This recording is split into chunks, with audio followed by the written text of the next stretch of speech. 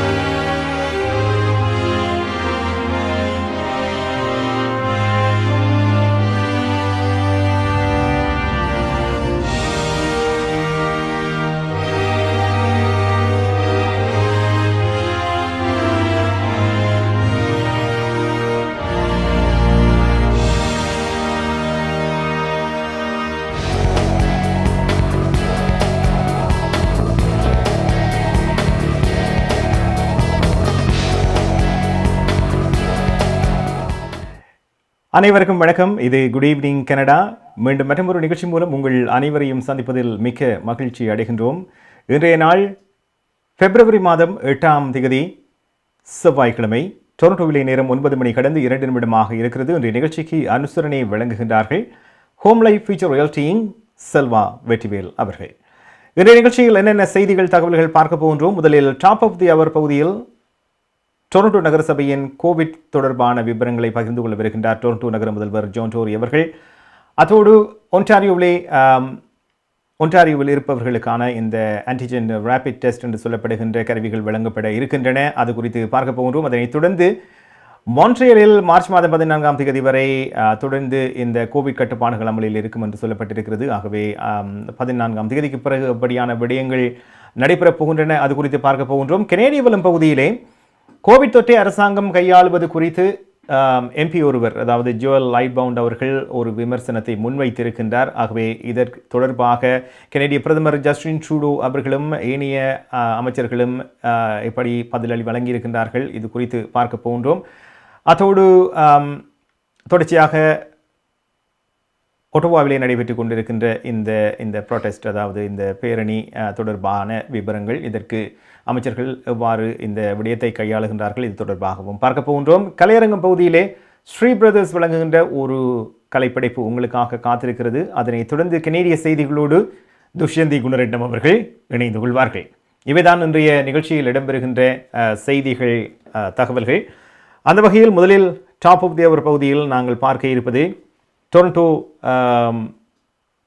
நகரசபையின் Covid விடயங்களை எவ்வாறு கையாளுகின்றார்கள் என்று. குறிப்பாக இந்த பிப்ரவரி மாதம் 12ஆம் தேதி மீண்டும் ஒரு கோவிட் தடுப்பூசி வழங்கலுக்கான ஒரு திட்டமிடல் நடைபெற்று கொண்டிருக்கிறது. ஏற்கனவே பலரும் தடுப்பூசியை பெற்றிருந்தாலும் கூட, 2வது தடுப்பூசியை பெற்று இப்பொழுது 3வது தடுப்பூசியை பெற்றிருந்தாலும் கூட, இன்னும் தடுப்பூசியை பெற்றுக்கொள்ளாதவர்களுக்கு இந்த 12ஆம் தேதி இன்னும் சில இடங்கள் அமைக்கப்பட்டு அங்கே தடுப்பூசிகள் வழங்குவதற்கான ஏற்பாடுகள் செய்யப்பட்டிருக்கின்றன. இது தொடர்பாக இன்று டொரண்டோ நகர முதல்வர் ஜான் டோரி அவர்கள் சில விவரங்களை பகிர்ந்து கொண்டிருந்தார். அதோடு ஒன்டாரியோவிலே முன்னர் இந்த எல்சிபிஓ நிறுவனங்களில் ஆன்டிஜென் என்று சொல்லப்படுகின்ற இந்த ரேபிட் டெஸ்ட் கருவி வழங்கப்பட்டது. அனைவரும் அறிந்த விடயம். பலருக்கு இது கிடைக்காமல் போனது. சிலர் இதை எடுத்து சென்று இணையத்திலே விற்பனை செய்தவர்களும் இருக்கின்றார்கள். அந்த வகையில் இது மீண்டும் இந்த ரேபிட் டெஸ்ட் வழங்கப்பட போவதாக அறிவிக்கப்பட்டிருக்கிறது. குறிப்பாக ஒன்டாரியோவை பொறுத்தவரையில் 5 மில்லியன் ரேபிட் டெஸ்ட் கருவிகள் வழங்கப்பட போவதாக சொல்லப்பட்டிருக்கிறது ஒரு வாரத்துக்கு. அதே போன்று ஒரு கிட், அதாவது 1 கிட் ஃபார் ஃபேமிலி என்ற வகையிலே வழங்கப்பட போகிறது. இதிலே 5 தடவைகள் நீங்கள் பரிசோதனைகளை மேற்கொள்ளலாம் என்று கூறப்பட்டிருக்கிறது. இது எப்பொழுது வழங்கப்பட போகிறது என்று பார்த்தோமாக இருந்தால் பிப்ரவரி மாதம் 21ஆம் தேதி நாங்கள் அடுத்த நிலைக்கு செல்லுகின்ற பொழுது இந்த கருவிகள் வழங்கப்படும் என்று அறிவிக்கப்பட்டிருக்கிறது. ஆகவே முதலில் நாங்கள் டாப் ஆஃப் தி அவர் பகுதியில் டொரண்டோ நகர முதல்வர் இந்த 12ஆம் தேதி பிப்ரவரி மாதம் 12ஆம் தேதி எவ்வாறான கோவிட் தடுப்பூசிகள் வழங்கப்பட போகின்றன, இது குறித்த தகவல்களை பகிர்ந்து கொண்டிருந்தார். அதை பார்க்கலாம்.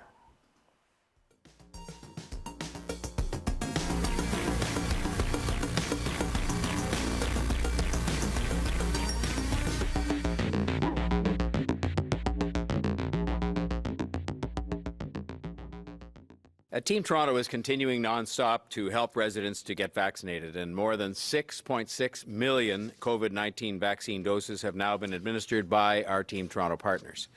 More than 1.4 million third doses have been delivered, including more than 57,000 booster doses over the last 7 days. When it comes to major cities around the world and vaccinations, we continue to lead the way. I want to thank everyone who continues to step forward to get vaccinated. This continues to be the right thing to do, as it has been all along, because it gives you the best protection possible against COVID-19, and it will help us all to bring this pandemic to an end. Now, beyond the steady daily progress, one key to our success helping residents to get vaccinated has been our ability to work with as many partners as possible to build up major vaccination drives. Today, I'm thrilled to announce the Vax the East, a campaign which will kick off this weekend. Vax the East is Team Toronto's new 10-day vaccination campaign focused on residents in the east end of the city. Vax the East will bring vaccines closer to home for thousands of residents in Thorncliffe Park, Flemington Park, and across Scarborough from the 12th of February to the 21st. The campaign follows the success of last month's Vax the Northwest clinic, where nearly 1,700 people were vaccinated in a single day, and Scarborough Health Network's Family Roll Call Vax weekend, when almost 5,000 doses of vaccine were administered, as well as the success of Toronto Vaccine Day and Kids Vaccine Day before that. These were also ventures that were very successful at focusing attention and getting people in given areas to concentrate on getting vaccinated, and for us to make those opportunities as accessible as we possibly could. New to this campaign, Vax the East will have multiple events, each focused on a specific community. Kicking off this weekend, 2 large-scale vaccination clinics will take place.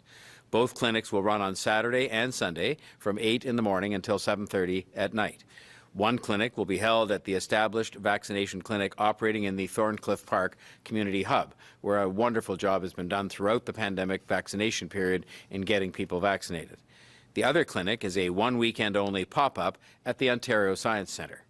I want to thank the Ontario Science Centre for partnering with us in this clinic.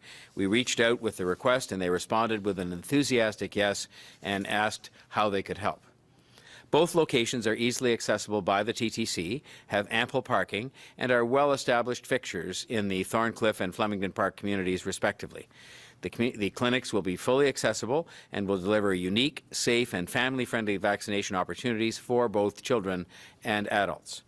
First and second doses will be available for anyone over the age of 5, and third doses for those 18 and older. And appointments can be booked now through the provincial booking system, which you can find, among other places, at toronto.ca. உங்கள் வாழ்க்கையின் வெற்றிக்கு home life future ரியாலிட்டியில் இணையுங்கள். Top 5 home life brokerage in Canada. Broker of record Selva வெற்றிவேலின் அனுபவ பட்டறிவுடன் கூடிய பயிற்சி. 600க்கும் மேற்பட்ட முகவர்கள் நமது சமூகத்தில் 1000க்கும் மேற்பட்ட முகவர்களை உருவாக்கிய பெருமை. 4000 சதுர அடி பரப்பில் ஒரே கூரையின் கீழ் private lending, mortgage, investment, law firm, in house training, networking events, seminars, இன்னும் பல. ரியல் எஸ்டேட் துறையில் உங்களை அடுத்த நிலைக்கு உயர்த்திட home life future realty. Canada பிராம்ப்டனில் இருக்கும் பெரிய தமிழர் நிறுவனம் கொலம்பியா. வெட்டிங் இன்விடேஷன் முதல் அனைத்து பிரிண்டிங் தேவைகளுக்கும் கொலம்பியா பிரிண்டிங். நீங்கள் அனுப்பும் பணம் உலகின் எந்த நாடுகளுக்கும் நம்பிக்கையோடு கிடைத்திட கொலம்பியா மணி டிரான்ஸ்ஃபர். திரைப்படங்கள், பாடல்கள், MP3 என அனைத்தும் உடனுக்குடன் பெற்றிட கொலம்பியா வீடியோ. சொன்னா இது ஒரு குட்டி மால் மாதிரி.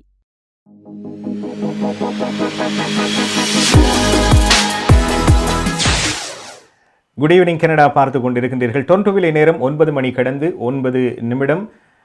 வெளியிலே 0.4 பாகை செல்சியஸ் ஆகும் வெப்பநிலை உணரப்படுகிறது. இன்றைய நிகழ்ச்சிக்கு அனுசரணை வழங்குகின்றார் ஹோம் லைஃப் ஃபியூச்சர் ரியாலிட்டிங் செல்வா வெற்றிவேல் அவர்கள்.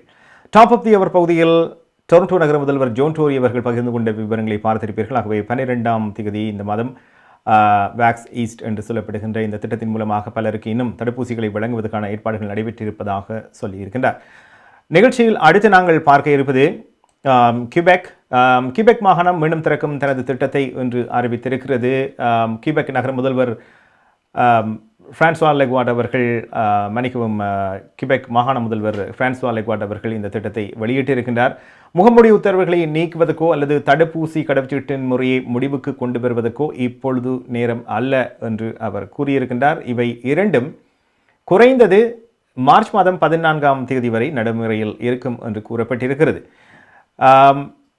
அதன் பின்னர் மீண்டும் மதிப்பாய்வு செய்து அதன் பின்னர் தொற்றுகளின் எண்ணிக்கை குறைந்தால் படிப்படியாக இந்த தளர்வுகள் வரும் என்று சொல்லப்பட்டிருக்கிறது. அதோடு தொற்றுக்களினால் வைத்தியசாலையில் அனுமதிக்கப்படுபவர்களின் எண்ணிக்கையும் குறைவடைந்து வருகின்றது. அது ஒரு மகிழ்ச்சியான செய்தி. அது ஒன்டாரியோவாக இருந்தாலும் சரி, கிபெக்காக இருந்தாலும் சரி.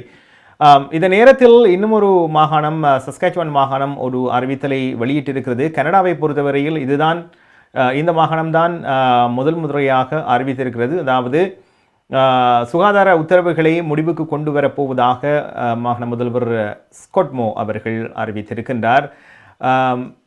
தடுப்பூசி போட்டதற்கான ஆதாரம் அல்லது எதிர்மறையான சோதனை முடிவுகளை வழங்குவதற்கு தேவை எதிர்வரும் திங்கட்கிழமை முடிவடையும் என்று மோ தெரிவித்திருக்கின்றார்.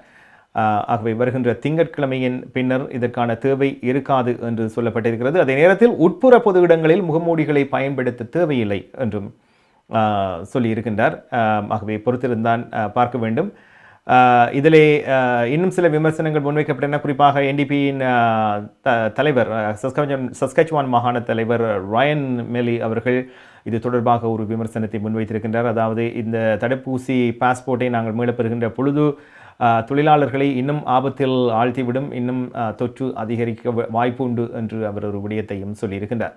ஆகவே அடுத்து கிபெக் மாகாணத்திலே வருகின்ற மார்ச் மாதம் 14ஆம் தேதி வரை எந்தவித மாற்றங்களும் இல்லை, இப்படியே தான் இருக்கப் போவது என்று குறிப்பிடப்பட்டிருக்கிறது. ஆகவே அது குறித்து மாகாண முதல்வர் வழங்கிய செய்திகள் அடுத்து. With the decrease in hospitalizations we saw in the last few weeks, with the decrease in hospitalization we saw in the last few weeks, we asked public health authorities for a reopening plan. It's an important step, and I want to thank Quebecers for all their efforts. Starting February 12th, there won't be a mandatory limit for private gatherings, but we recommend to limit yourself to 10 people or 3 bubbles. We ask you to evaluate your risks.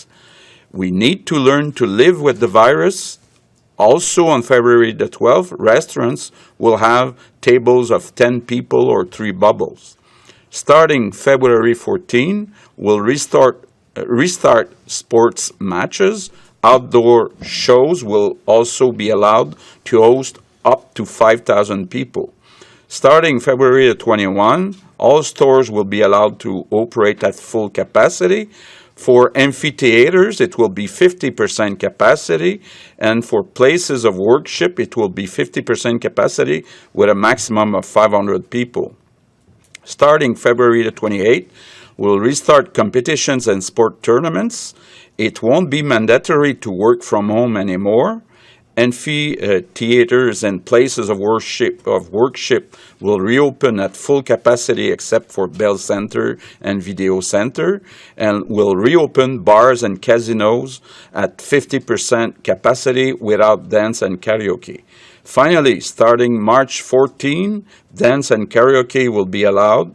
Restaurants, bar, and large amphitheaters will reopen at full capacity. So after March 14, almost all restriction will be lifted. We're taking a calculated risk to learn to live with the virus, and the best way to live with the virus is to get your 3 doses of vaccine. Thank you. Darshini Legal Services Professional Cooperation, Traffic Tickets, Landlord, Tenant Board தொடர்பான விடயங்கள், Employment Law, Small Claims போன்ற அனைத்து விடயங்களுக்கும் Darshini Legal Services Professional Cooperation சட்ட துணை நிறுவனம் 647-390-8969.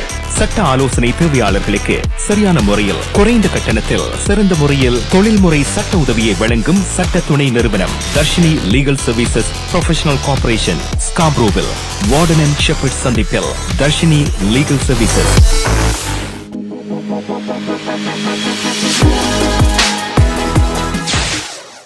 Good evening Canada பார்த்து கொண்டிருக்கின்றீர்கள். டொரண்டோவிலே நேரம் 9 மணி கடந்து 15 நிமிடம். வெளியிலே வெப்பநிலை 0 கீழே 4 பாகை செல்சியஸாக உணரப்படுகிறது. இன்றைய நிகழ்ச்சிக்கு அனுசரணை வழங்குகின்றார் ஹோம் லைஃப் ஃபீச்சர் ரியல்டியின் செல்வா வெற்றிவேல் அவர்கள். கிபெக் மாகாண முதல்வர் பிரான்சுவா லெகார்ட் அவர்கள் வழங்கிய விவரங்களை பார்த்திருப்பீர்கள். ஆகவே பிப்ரவரி மாதம் 12ஆம் தேதியில் தொடக்கம் சில வீடுகளிலே ஒன்று கூடுபவர்களாக இருந்தாலும் சரி, உணவகங்களிலே ஒன்று கூடுபவர்களாக இருந்தாலும் சரி, சற்று எண்ணிக்கை அதிகரித்திருப்பதை காணக்கூடியதாக இருக்கின்றது. ஆரம்பத்தில் நான் சொன்னது போல மார்ச் மாதம் 14ஆம் தேதி வரை இந்த முகமூடிகளை அணிந்து கொள்வதோ அல்லது சமூக இடைவெளி மற்றும் இந்த கோவிட் பாஸ்போர்ட் போன்ற விடயங்கள் அமலில் இருக்கும் என்று கூறியிருக்கின்றார். நிகழ்ச்சியில் அடுத்து நாங்கள் பார்க்க போவது கடந்த ஒரு வாரத்துக்கு மேலாக ஒட்டோவா தலைநகரத்திலே இந்த சுதந்திர பேரணி என்று சொல்லப்படுகின்ற சுகாதார கட்டுப்பாடுகளுக்கு எதிரான போராட்டம் நடைபெற்று வருகிறது. நாடளாவிய ரீதியில் இது ஒரு பேசுபொருளாக பல ஊடகங்களில் பேசப்பட்டு கொண்டிருக்கின்றன. எவ்வாறு இதை கையாள்வது, எவ்வாறு இதை நிறுத்துவது, இப்படி பல விடயங்கள் நாளுக்கு நாள் ஒரே விடயம்தான் சொல்லப்பட்டு கொண்டிருக்கிறது. குறிப்பாக லிபரல் அரசாங்கத்தை பொறுத்தவரையில் சயின்ஸ், அதாவது மருத்துவ ஆலோசகர்கள் என்ன சொல்லுகின்றார்களோ அதை பின்பற்றியே அனைத்தையும் அவர்கள் வழங்கி கொண்டிருப்பதாக கூறப்படுகிறது. இதிலே 2 விடயங்கள் இன்று சொல்லப்பட்டன. அமைச்சர்கள் இன்று பத்திரிகையாளர்களை சந்தித்த போது, ஒன்று, அங்கே இருக்கின்ற அல்லது தங்கியிருப்பவர்கள், அந்த பகுதியை சுற்றி இருப்பவர்களில் அதிகமான ட்ரக்கர்ஸ், அங்கே குழந்தைகள் அதிகமானவர்கள் இருப்பதாகவும் சொல்லப்படுகிறது. ஆகவே இந்த பேரணியில் போராட்டத்தில் அவர்களோடு குழந்தைகள் இருப்பதாகவும் கூறப்படுகிறது. ஆகவே இதை எவ்வாறு கையாள்வது என்பது தொடர்பாக ஜிம் வாட்சன் அவர்கள் ஒட்டோவா நகர முதல்வரோடு பேசிக் கொண்டிருக்கின்றார்கள். ஆகவே இதிலே குழந்தைகள் இருக்கின்றார்கள் என்ற பொழுது அதிலேயே குழந்தை நலன் பாதுகாவலர்கள் அவர்களுடைய அந்த அதிகாரிகளின் இன்வால்மெண்ட், அதாவது அவர்கள் எவ்வாறு அதை கையாளப் போகின்றார்கள், என்ன செய்ய போகிறார்கள் என்பது தொடர்பான ஒரு விடயம் இருக்கிறது. இன்னும் ஒன்று, போக்குவரத்துக்கு இடையூறாக இருக்கின்ற வாகனங்களை அப்புறப்படுத்துவதற்கு சில டோயிங் ட்ரக் நிறுவனங்களை தொடர்பு கொண்ட பொழுது அவர்கள் சில நிறுவனங்கள் மறுத்திருக்கின்றார்கள். கிட்டத்தட்ட 8 நிறுவனங்களுக்கு மேலே இதை மறுத்திருக்கிறதாக சொல்லியிருக்கிறார்கள். அதாவது வாகனத்தை அப்புறப்படுத்துவதற்கு அவர்கள் கூறிய விடயம், அதிகமான வேலைகள் அல்லது அவர்களுடைய வருவாய் என்பது ட்ரக்கர்ஸை நம்பியே இருப்பதாக கூறப்படுகிறது. ஆகவே அதனால் அவர்களோடு பேசுவதோ அல்லது அவர்களுக்கு எதிரான ஒரு விடயத்தை செய்வதோ செய்ய மாட்டோம் என்று கூறியிருக்கின்றார்கள். ஆகவே இன்று நடைபெற்ற செய்தியாளர் சந்திப்பில் இருவர் சில விவரங்களை பகிர்ந்து கொண்டார்கள். Emergency preparedness minister bill player அவர்களும் பப்ளிக் சேஃப்டி மினிஸ்டர் மார்க்கோ மெண்டிசினோ அவர்களும் இணைந்து சில விவரங்களை பகிர்ந்து கொண்டார்கள். அடுத்து அவர்கள் கூறிய விடயங்கள் ஒளிபரப்பாகிறது. The conversation that we had with Mayor Watson yesterday, along with members of his senior staff and team, was very productive. We had an opportunity to unpack with a little bit more detail the request for additional resources that the OPS police chief slowly has requested of both the federal government as well as the provincial government. And I would just point out that the mayor also sent that letter to Premier Ford as well as my counterpart, Minister Jones, with whom I've had a number of conversations, as has Minister Blair. I would point out that since the very beginning, the federal government has been there to provide whatever tools, whatever resources that we can to support law enforcement and the OPS. We need to see a fast and peaceful resolution to the convoy, and we will continue to keep open lines of communication, working with the city, working within all levels of government to get that done. Secondly, let me say a few words about the situation in Coutts, Alberta.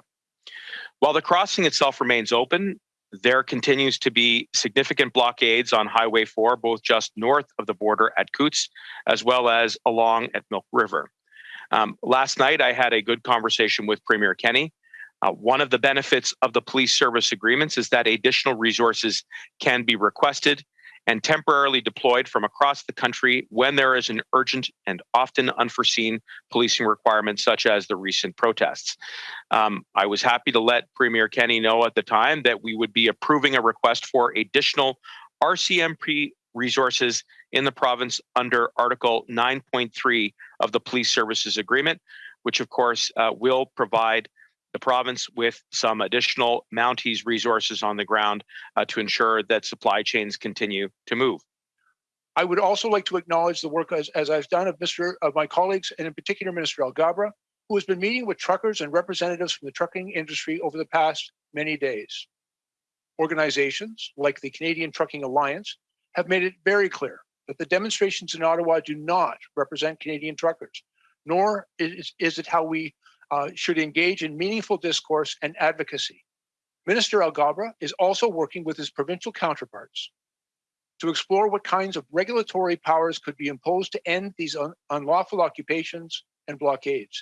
He has met with his counterparts in Alberta, and Transport Canada is in regular contact with the Ministry of Transportation in Ontario.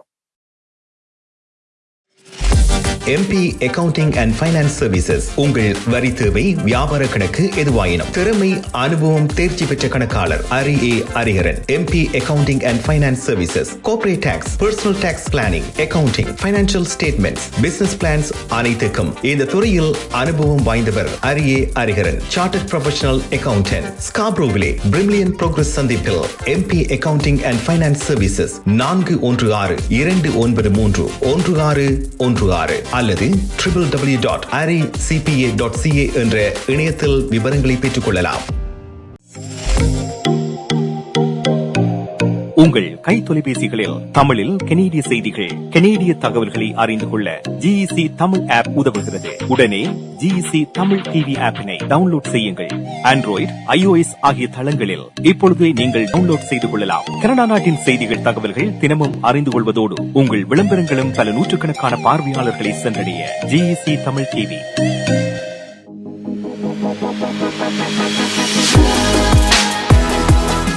Good evening Canada பார்த்து கொண்டிருக்கின்றீர்கள். டொரண்டோவிலே 9:22 என்ற நிகழ்ச்சிக்கு அனுசரணை வழங்குகின்றார் home life future ரியல்டியின் செல்வா வெற்றிவேல் அவர்கள். அமைச்சர்கள் கூறிய விவரங்களை பார்த்திருப்பீர்கள். ஆகவே கெனேடியன் ட்ரக்கர்ஸ் அலையன்ஸ் என்ற அந்த ஆர்கனைசேஷனில் அந்த அசோசியேஷனை சார்ந்தவர்கள் சொல்லியிருக்கின்றார்கள் என்னவென்றால், இது முற்றுமுழுதாக அனைத்து ட்ரக்கர்ஸையும் அல்லது கனரக சாரதிகளையும் முன்னிலைப்படுத்தவில்லை என்று சொல்லப்பட்டிருக்கிறது. ஆரம்பத்தில் நான் சொன்ன மாதிரி காவல்துறை, RCMP, பிள்ளைகள் நலன் பாதுகாவலர்கள், இப்படி பலர் இதிலே பேசப்பட்டு கொண்டிருக்கின்றார்கள். ஆகவே எவ்வாறு இவற்றை நாங்கள் முடிவுக்கு கொண்டு வருவது, அவர்கள் கூறிய விடயங்கள் அனைத்தும் சரி இருந்தாலும் இந்த கட்டாய தடுப்பூசி என்பது மருத்துவர்களின் ஆலோசனைப்படி தான் தங்களுடைய அரசாங்கம் செயல்பட்டு கொண்டிருப்பதாக மீண்டும் மீண்டும் வலியுறுத்தி இருக்கின்றார்கள். நிகழ்ச்சியில் அடுத்து நாங்கள் பார்க்க இருப்பது கெனேடிய வளம். இன்றைய கெனேடிய வளம் பகுதியில் ஒரு முக்கியமான விடயம் தொடர்பாக பேசப்பட்டது. அதாவது கோவிட் அணுகுமுறை கனேடியர்களை பிரிப்பதை நிறுத்துங்கள் என லிபரல் கட்சியின் நாடாளுமன்ற உறுப்பினர் ஒருவர் கனேடிய பிரதமரிடம் கோரிக்கை விடுத்திருப்பதாக செய்தி ஒன்று வெளிவந்திருக்கிறது. குறிப்பாக கிபெக் மாகாண நாடாளுமன்ற உறுப்பினர் ஜோல் லைட்பவுண்ட் அவர்கள் இந்த கோரிக்கையை அல்லது இந்த கருத்தை வெளியிட்டிருக்கின்றார்.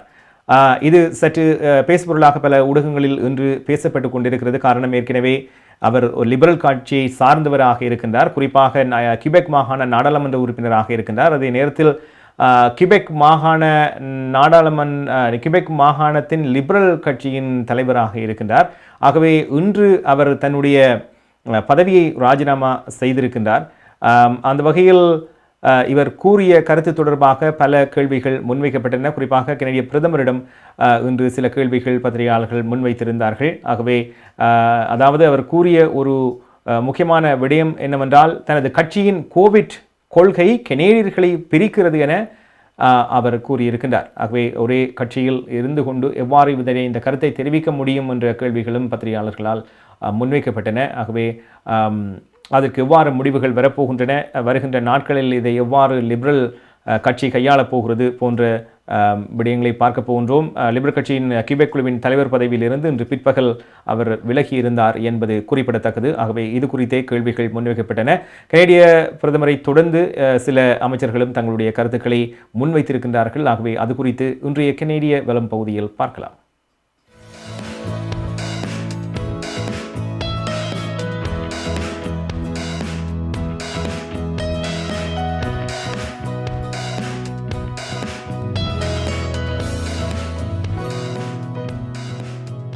I think one of the things we all understand is just how frustrated everyone is.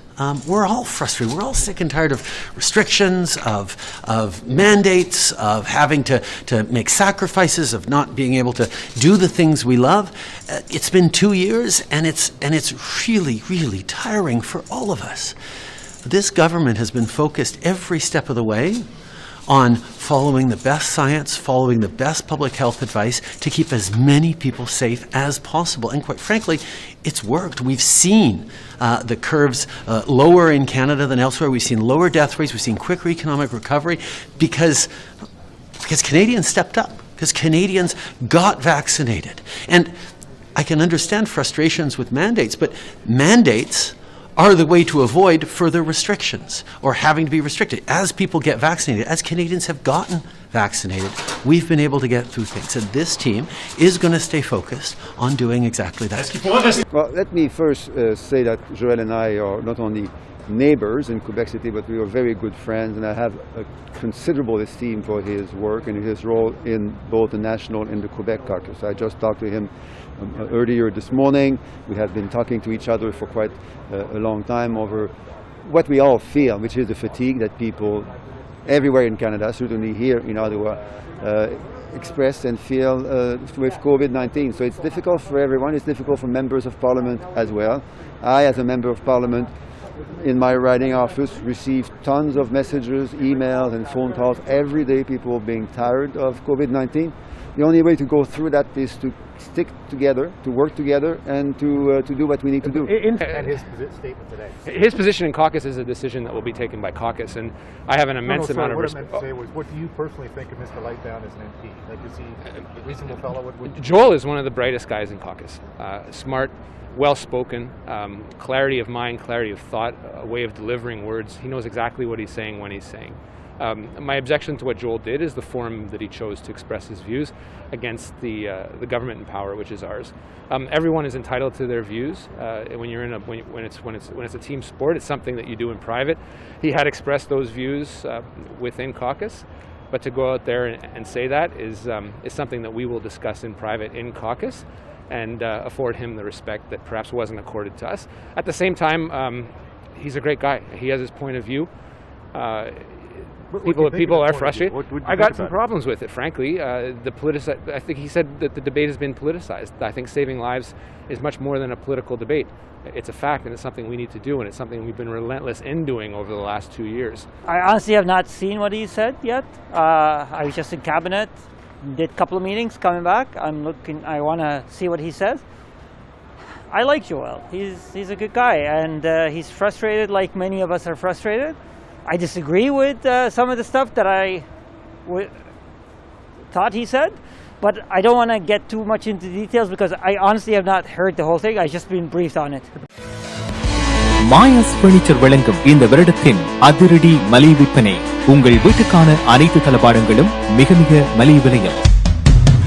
ஒரே இடத்தில் அனைத்து தளபாடங்களும் மலிவு விலையில். புத்தம் புதிய டிசைன்களில் bedroom set, dining room set, living room furniture. இவை தவிர மலேசியா, இத்தாலி, சைனா, இந்தோனேஷியா போன்ற நாடுகளில் இருந்து தெரிவிக்கப்பட்ட நவீன டிசைன், உறுதியான கனதியான தளபாடங்கள் உங்கள் இல்லங்களுக்கு இலவச விநியோகம் செய்கின்றார்கள். ஸ்காப்ரோவில் கனடியன் ஃபின் சந்திப்பில் மாயாஸ் பர்னிச்சர் வழங்கும் அதிரடி மலிவு விற்பனை 416-669-1214 www.mayasfurniture.ca.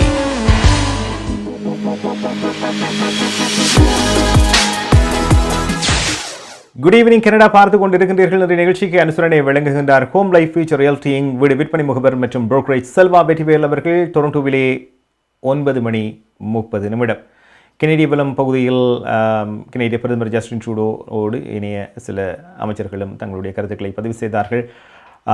மூவருமே சொன்ன விடயத்தில் ஒரு கருத்து மூவருக்கும் இடையில் ஒரு ஒத்ததாக இருந்தது. அது என்னவென்றால், அனைவருமே ஒரு மன உளைச்சலுக்கு ஆளாகி இருக்கின்றோம். இந்த கோவிட் பேண்டமிக், இந்த நோய் தொற்று காலத்திலேயே அனைவருமே களைப்படைந்து விட்டோம் என்ற ஒரு விடயத்தை சொல்லியிருந்தார்கள். ஆகவே அதனால் அவருடைய கருத்து கூட அப்படி அமைந்திருக்கலாம் என்று சொல்லப்படுகிறது. ஆகவே நாளை வருகின்ற நாட்களில் தான் இவ்வாறு இந்த விடயத்தை கையாளப் போகின்றார்கள் லிபரல் கட்சியை பொறுத்தவரையில் என்பது பார்க்க வேண்டும்.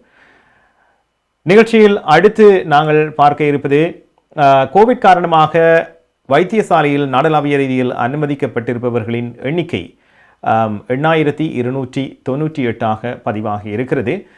இதிலே குறிப்பிட வேண்டிய விடயம் என்னவென்றால் எண்ணிக்கையில் கடந்த 14 நாட்களில் 15% இது குறைவடைந்திருக்கிறது. தொற்றின் காரணமாக இதுவரை மொத்தமாக கனடாவை பொறுத்தவரையில் 34,956 பேர் மரணமடைந்திருக்கின்றார்கள் என்பது குறிப்பிடத்தக்கது. மரணமடைந்தவர்களின் எண்ணிக்கை கூட கடந்த 14 நாட்களில் 14% குறைவடைந்திருக்கிறது. ஆகவே இது ஒரு நல்ல விடயம். அதோடு குறிப்பாக இன்று நாடாளுமன்றத்தில் கேள்வி நேரம் பகுதியில் பல கேள்விகள் முன்வைக்கப்பட்டன. குறிப்பாக ஏனைய நாடுகளில் எவ்வாறு இந்த கோவிட் தொற்று கையாளப்படுகிறது, பல நாடுகளில் இந்த கோவிட் சுகாதார கட்டுப்பாடுகள் நீக்கப்பட்டிருக்கின்றன. ஆகவே இப்படி பல விடயங்கள் பேசப்பட்டன என்பது குறிப்பிடத்தக்கது. நிகழ்ச்சியில் அடுத்து நாங்கள் பார்க்க இருப்பது கனேடிய நாணய மாற்று விகிதம். இலங்கையை பொறுத்தவரையில் 200.50 இலங்கை ரூபாவாகவும் இந்தியாவை பொறுத்தவரையில் 60 இந்திய ரூபாவாகவும் இருக்கிறது. ஆகவே நீங்கள் உங்களுடைய உற்றார் உறவினர்கள் நண்பர்களுக்கு பணம் அனுப்புவதாக இருந்தால் வெஸ்ட் பகுதியில் குறிப்பாக பிராம்ப்டன், மில்டன் இந்த பகுதியில் இருப்பவர்களாக இருந்தால் நீங்கள் பிராம்ப்டனில் அமைந்து மிசிசாகா போன்றவற்றில் இருப்பதாக இருந்தால் நீங்கள் பிராம்ப்டனில் அமைந்திருக்கும் கொலம்பியா வீடியோவில் சென்று அனுப்ப முடியும். ஈஸ்ட் பகுதியில் இருப்பதாக இருந்தால் ஸ்காப்ரோ, மார்க்கம், ஏஜெக்ஸ் பிக்கரிங்கில் இருப்பவர்கள் குறிப்பாக ஸ்காப்ரோவில் அமைந்திருக்கின்ற சன் சிட்டி சூப்பர் மார்க்கெட்டில் நீங்கள் சென்று அனுப்ப முடியும். ஏனைய நாடுகளில் எவ்வாறு இன்று இருக்கிறது பார்க்கலாம்.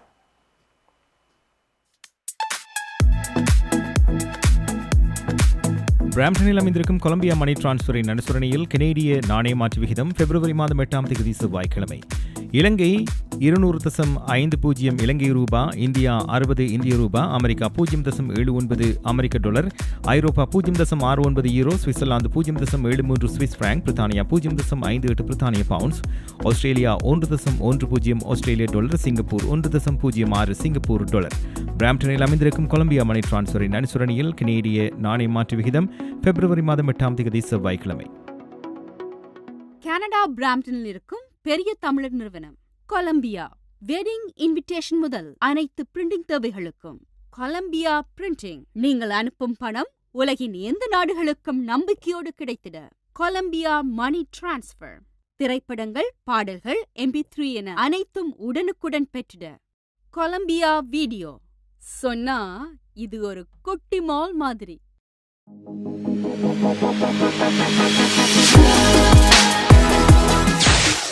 குட் ஈவினிங் கனடா பார்த்து கொண்டிருக்கின்றீர்கள். நாணய மாற்று விகிதம் பார்த்தோம். 9:33 டொரண்டோவிலே. அல்பர்டாவை பொறுத்தவரையில் பாடசாலைகளில் மாணவர்கள் முகமூடி அணிய வேண்டும் என்ற விதிமுறை வருகின்ற திங்கட்கிழமை முடிவடைவதாக அறிவிக்கப்பட்டிருக்கிறது. ஆகவே சஸ்கேச்வானை தொடர்ந்து அடுத்ததாக அல்பர்டாவிலே இது சற்று முன்னர் மாகாண முதல்வர் ஜேசன் கினி அவர்களினால் அறிவிக்கப்பட்டிருக்கிறது.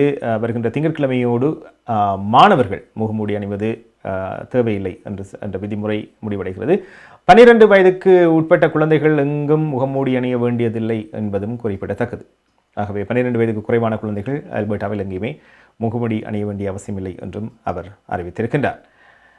நிகழ்ச்சியில் அடுத்து நாங்கள் பார்க்க இருப்பது கலையரங்கம். இன்றைய கலையரங்கம் பகுதியிலே ஸ்ரீ பிரதர்ஸ் அவர்களுடைய தயாரிப்பில் வெளிவந்த ஒரு பாடல். இது ஒரு கூட்டு முயற்சியாக பல நாடுகளில் இருக்கின்ற கலைஞர்களோடு சேர்ந்து இந்த பாடலை உருவாக்கி இருக்கின்றார்கள். ஆகவே அவர்களுடைய ஏனைய பாடல்களையும் நீங்கள் பார்க்க விரும்பினால் யூடியூபிலே ஸ்ரீ பிரதர்ஸ் என்று சர்ச் செய்தீர்களானால் அவர்களுடைய பாடல்கள் நிறையவே இருக்கின்றன. இனிமையான பாடல்கள். இன்றைய கலையரங்கம் எவ்வாறு பார்ப்போம்.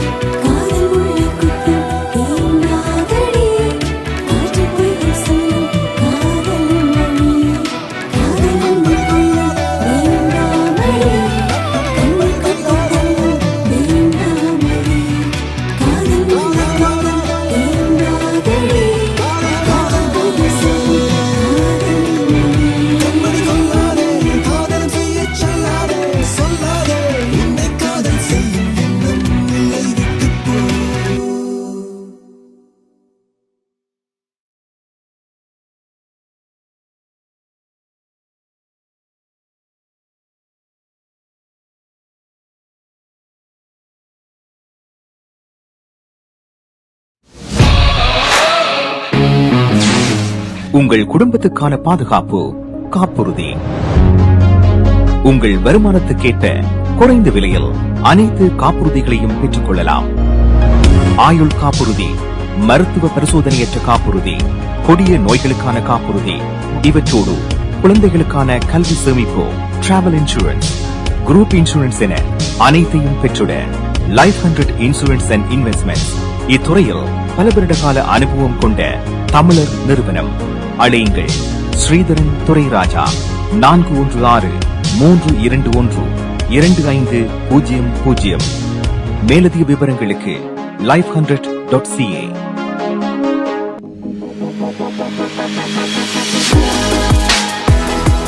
குட் ஈவினிங் கனடா பார்த்து கொண்டிருக்கின்றீர்கள். கலையரங்கம் பகுதியில் ஸ்ரீ பிரதர்ஸின் ஒரு அழகான படைப்பு. ஏனைய பாடல்களையும் நீங்கள் பார்க்க விரும்பினால் ஸ்ரீ பிரதர்ஸ் என்ற யூடியூப்லேயே நீங்கள் சர்ச் செய்தீர்களானால் நிச்சயமாக அவர்களுடைய படைப்புகள் நிறையவே இருக்கின்றன, பார்க்க முடியும். அதோடு உங்களுடைய படைப்புகளையும் எங்களுடைய நிகழ்ச்சியில் இடம்பெற அனுப்பி வைக்கலாம். 4162920033 எங்களுடைய வாட்ஸ்அப் இலக்கம். ஆகவே நீங்கள் அதன் மூலமாக எங்களை தொடர்பு கொள்ளலாம் அல்லது அனுப்பி வைக்க முடியும். நிகழ்ச்சியில் அடுத்து நாங்கள் காலநிலையை பார்க்க போன்றோம். அதுக்கு முன்பாக ஒரு செய்தி. ஒன்டாரியோவை பொறுத்தவரையில் அனைத்து மாகாணங்களும் பிரதேசங்களும் இந்த சைல்ட் கேர் என்று சொல்லப்படுகின்றவற்றுக்கான ஒரு உடன்படிக்கையை மாகாண பிரதேசங்களுக்கும் இடையே அல்லது மத்திய அரசோடு எட்டப்பட்டிருக்கிறது. ஆனால் ஒன்டாரியோ மிக மிக முக்கியமான ஒரு மாகாணமாக இருக்கிறது. இதை பொறுத்தவரையில் இந்த விதமான முடிவுகளும் அறிவிக்கப்படாத நிலையில் இன்று கல்வி அமைச்சர் ஸ்டீஃபன் லெச்சே அவர்கள் ஒரு விடயத்தை சொல்லியிருக்கின்றார். இன்னும் பேச்சு நடைபெற்று கொண்டு இருக்கிறது, ஓரளவுக்கு முடிவாகி இருக்கிறது. விரைவில் இது குறித்த அறிவித்தல் வெளிவரும் என்று சொல்லப்பட்டிருக்கிறது. ஆனால் என்ன கால அவகாசம் என்று குறிப்பிடவில்லை. ஆகவே சற்று காத்திருக்க வேண்டும். ஆனால் முடிவுகள் விரைவில் வெளிவரும் என்று சொல்லப்பட்டிருக்கிறது. ஆகவே அது சைல்ட் கேர் தொடர்பான மத்திய அரசாங்கத்தின் நிதியுதவி தொடர்பான செய்திகள். ஆகவே நாங்கள் அது பற்றி பொறுத்திருந்தான் பார்க்க வேண்டும். இன்னும் ஒரு சில வாரங்களில் அது குறித்த விவரங்கள் பகிரப்படலாம். நிகழ்ச்சியில் நாளை காலநிலை எவ்வாறு இருக்கப் போகிறது பார்ப்போம். ஹோம் லைஃப் ஃபியூச்சர் ரியல்டிங் வீடு விற்பனை முகவர் மற்றும் புரோக்கரேஜ் செல்வா வெற்றிவேல் அவர்களின் அனுசரணையில் பிப்ரவரி மாதம் 9ஆம் தேதி புதன்கிழமை நிலவும் காலநிலை. டொரண்டோவில் அதிகூடிய வெப்பநிலை 3 பாகை செல்சியஸ், அதி குறைந்த வெப்பநிலை 0 பாகை செல்சியஸ். நாளைய நாள் முகில் கூட்டம் நிறைந்த நாளாக இருக்கும். அத்தோடு பனி மற்றும் உறைமழைக்கான சாத்தியக்கூறுகள் தென்படுகின்றன. ஒட்டோவாவில் அதிகூடிய வெப்பநிலை 1 பாகை செல்சியஸ், அதி குறைந்த வெப்பநிலை 1 பாகை செல்சியஸ். நாளைய நாள் சூரிய ஒளி மற்றும் முகில் கூட்டம் இணைந்த நாளாக இருக்கும். அத்தோடு பனி மற்றும் உறைமழைக்கான சாத்தியக்கூறுகள் தென்படுகின்றன. மான்ட்ரியலில் அதிகூடிய வெப்பநிலை 1 பாகை செல்சியஸ், அதி குறைந்த வெப்பநிலை 0 பாகை செல்சியஸ். நாளைய நாள் சூரிய ஒளி நிறைந்த நாளாக இருக்கும். கால்கரியில் அதிகூடிய வெப்பநிலை 13 பாகை செல்சியஸ், அதி குறைந்த வெப்பநிலை 10 பாகை செல்சியஸ். நாளைய நாள் சூரிய ஒளி முகில் கூட்டம் இணைந்த நாளாக இருக்கும். வான்கூவரில் அதிகூடிய வெப்பநிலை 8 பாகை செல்சியஸ், அதி குறைந்த வெப்பநிலை 5 பாகை செல்சியஸ். நாளைய நாள் முகில் கூட்டம் நிறைந்த நாளாக இருக்கும். அத்தோடு மழைக்கான சாத்தியக்கூறுகள் தென்படுகின்றன. ஹோம் லைஃப் ஃபியூச்சர் ரியல்டிங் வீடு விற்பனை முகவர் மற்றும் புரோக்கரேஜ் செல்வா வெற்றிவேல் அவர்களின் அனுசரணையில் பிப்ரவரி மாதம் 9ஆம் தேதி புதன்கிழமை நிலவும் காலநிலை.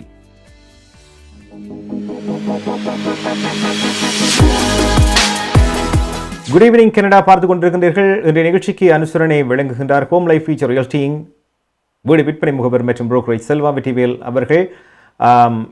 இந்த வார நாட்களை பொறுத்தவரையில் ஒரு மிதமான காலநிலையாக இருக்கும். அதிக குளிர் இல்லாவிட்டாலும் ஒரு 0 மேலே 1, 2 இந்த மாதிரியே இருக்கப் போகிறது. இந்த பகுதியை பொறுத்தவரையில் ஆல்பர்ட்டா வான்கூவரை பார்த்தோமாக இருந்தால் சற்று வெப்பம் அதிகரித்த இடங்களாகவே காணப்படுகின்றன. 13, 10 என்று அந்த பகுதியில் இருக்கின்றன. இன்றைய நிகழ்ச்சியில் நிறைவாக கனேடிய செய்திகளோடு இணைந்து கொள்கின்றார் துஷந்தி குணரட்னம் அவர்கள். நீங்கள் கனடாவா அல்லது கனடா நாட்டில் என்ன நடக்கிறது தெரிந்து கொள்ள வேண்டுமா? கனடிய செய்திகள், தகவல்களை தமிழில் குறுகிய நேரத்தில் அறிந்து கொள்ள திங்கள் முதல் வெள்ளி வரை இரவு 9 மணிக்கு good evening Canada IPTV, Facebook, YouTube, WhatsApp போன்ற சமூக வலைத்தளங்களோடாக நேரடியாக அறிந்து கொள்ளுங்கள். வியாபாரத்துக்கு அழகு விளம்பரம். உங்கள் விளம்பரங்களும் எமது நிகழ்ச்சியில் இடம்பெற்று பல நூற்றுக்கணக்கான வாடிக்கையாளர்களை சென்றடைய எம்மை தொடர்பு கொள்ளுங்கள். Good evening Canada. 100% கனடிய செய்திகள், தகவல்களை தமிழில் அறிந்து கொள்ள பார்க்க தவறாதீர்கள். Good evening Canada.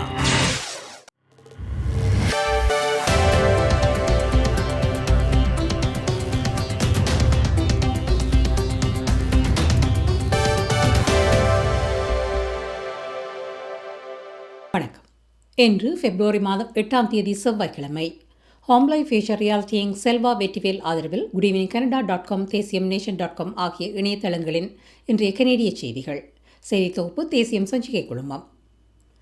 கோவிட் அணுகுமுறை மூலம் கனேடியர்கள் பிரிக்கப்படுவதை நிறுத்துங்கள் என லிபரல் கட்சியின் நாடாளுமன்ற உறுப்பினர் பிரதமர் ஜஸ்டின் ட்ரூடோவிடம் கோரியுள்ளார். இன்று நடைபெற்ற செய்தியாளர் சந்திப்பில் பிரதமர் கோவிட் கொள்கைகளுக்கு எதிராக கியூபெக் மாகாண நாடாளுமன்ற உறுப்பினர் ஜோயல் லைட்பவுண்ட் கருத்து வெளியிட்டார். மாகாண அரசாங்கங்களின் தொற்று கொள்கைகள், தொடரும் போராட்டங்களை அரசியல்வாதிகள் கையாளும் முறை ஆகியவற்றுக்கு எதிராக அவர் கருத்து தெரிவித்தார்.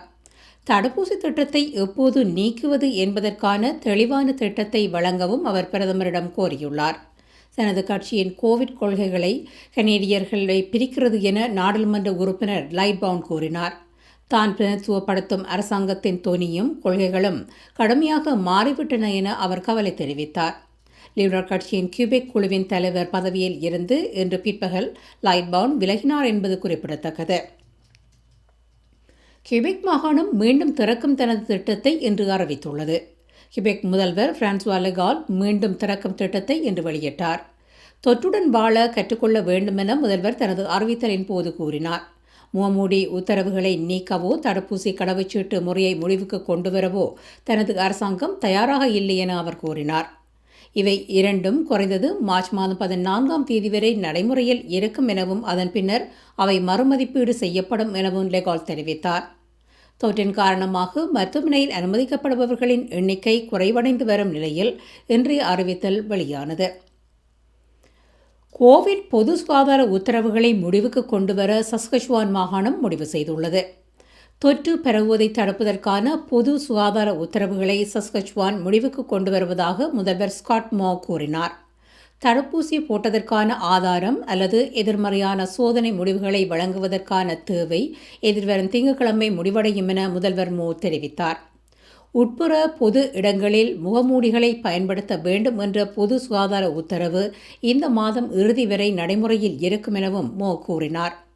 இந்த முடிவு குறித்து சஸ்கச்சுவான் மாகாண NDP தலைவர் ரியான் மேல் கேள்வி எழுப்பினார்.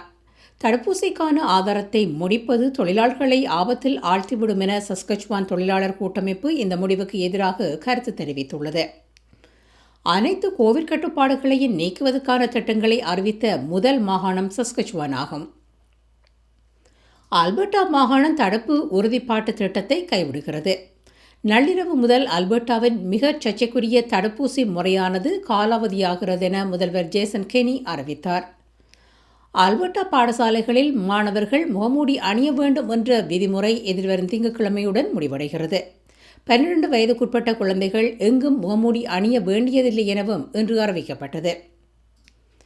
கோவிட் தொற்றின் காரணமாக வைத்தியசாலையில் அனுமதிக்கப்படுபவர்களின் எண்ணிக்கை நாடளாவிய ரீதியில் 8298 பதிவாகியுள்ளது. நாளாந்தம் வைத்தியசாலையில் அனுமதிக்கப்பட்டுள்ளவர்களின் எண்ணிக்கை கடந்த 14 நாட்களில் 15% குறைவடைந்துள்ளது. மரணமடைந்தவர்களின் எண்ணிக்கை கடந்த 14 நாட்களில் 14% குறைவடைந்துள்ளது. ஹோம் லைஃப் ஃபியூச்சர் ரியாலிட்டியின் செல்வா வெற்றிவேல் ஆதரவிலான இன்றைய கனேடிய செய்திகள் நிறைவு பெறுகின்றன. எமது செய்தி தொகுப்பு வார நாட்களில் இரவு எமது யூடியூப் சேனலில் பதிவேற்றப்படும். மீண்டும் நாளை சந்திக்கலாம். நன்றி, வணக்கம்.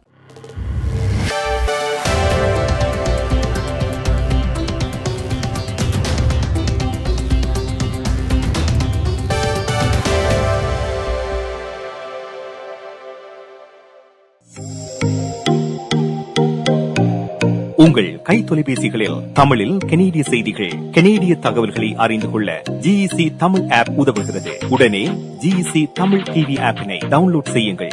ஆண்ட்ராய்டு, iOS ஆகிய தளங்களில் இப்பொழுது நீங்கள் டவுன்லோட் செய்து கொள்ளலாம். கனடா நாட்டின் செய்திகள், தகவல்கள் தினமும் அறிந்து கொள்வதோடு உங்கள் விளம்பரங்களும் பல நூற்றுக்கணக்கான பார்வையாளர்களை சென்றடைய GEC தமிழ் டிவி.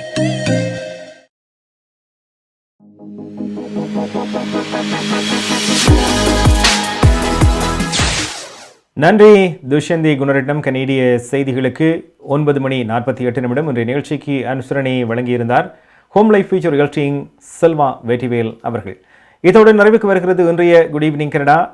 இன்றும் நிறைவே செய்திகள், தகவல்களை பார்த்திருப்பீர்கள். நிகழ்ச்சி குறித்த உங்களுடைய கருத்துக்களை பதிவு செய்யுங்கள். சமூக வலைத்தளங்கள் மூலமாக ஒலிபரப்பாகின்ற பொழுது, நீங்கள் பார்க்கின்ற பொழுது நிகழ்ச்சி குறித்த பதிவுகளை நீங்கள் மேற்கொள்ளலாம். இல்லாவிட்டால் எங்களுடைய வாட்ஸ்அப் இலக்கம் 4162920033 என்ற தொலைபேசி இலக்கத்துக்கும் உங்களுடைய கருத்துக்களை அனுப்பி வையுங்கள்.